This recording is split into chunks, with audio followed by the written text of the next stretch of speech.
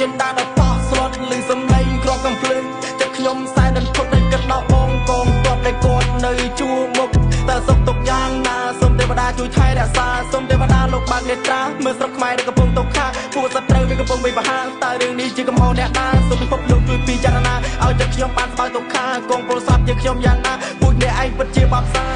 ចូលទៅកម្មចិត្តគ្មានមេត្តាទឹកភ្នែកហូរសំណោះដល់គ្រួសារចាំផ្លូវប្តីមកពីធ្វើសឹកតាំងពីយប់រហូតដល់ពេលព្រឹកចាំបាយទឹកក្នុងចិត្តអត់ស្បើយប្តីមកខែស្វានមិនដល់ឡើយអោប្តីអើយនៅសល់តែធៀបដើម្បីជាតិគាត់មិនស្ដាយឡើយទឹកភ្នែកហូរសំណោះដល់កងទ័ពអ្នកខ្លះរស់អ្នកខ្លះក៏ខុសឈ្មោះអ្នកស្លាប់ខ្ញុំនឹងចាំទុកគាត់ក្នុងសភៅតទៅថ្ងៃមុខដើម្បីជាប្រវត្តិមានបដោសុខឈើបានទៅកំពុងវិសម្រុកឈើបានក្របជាស្គប់កម្ពុជាឃើញទស្សនភាពចិត្តក្នុងក្រុមគ្រាដើម្បីជាតិចូលព្រៃការពារទូហាចោលណាព្រៀងមរនីហ៊ានពូពីរជាតិបានសុខខ្ញុំបានព្រះសម័យលោកពីព្រោះគាត់ស្មារតីពូជ័យវរ្ម័នការពារមានតែភូមិពូជជុំដែលចាំបានពូជជុំអ្នកខ្លះមិនដែលមានពាក្យខ្លាំងចាត់នៅពូជទៀមនាមវាជាវិសាចខ្ញុំដាក់ហាក់ថាជាមួយចិនដាដល់ប៉ោះស្លុតលឺសំឡេងក្រកំភ្លើងចិត្តខ្ញុំសែនដល់ធុតដែលគិតដល់បងកងគាត់ដែលគាត់នៅជួមុខតើសុខទុកយ៉ាងណាសូមទេវតាជួយថែរក្សាសូមទេវតាលោកបើកនេត្រាមើលស្រុកខ្មែរដែលកំពុងតកខាពួកសត្រូវវាកំពុងវិបហាតើរឿងនេះជាកំហុសអ្នកណាសូមពិភពលោកជួយពិចារណាឲ្យចិត្តខ្ញុំបានស្បើកទុកខាកងពលស័ព្ទជាខ្ញុំយ៉ាងណាពួកអ្នកឯងពិតជាបាបសាទូសង្គ្រាមឈប់ច្បាំងទូបច្ច័ននៅមានពន្លឺ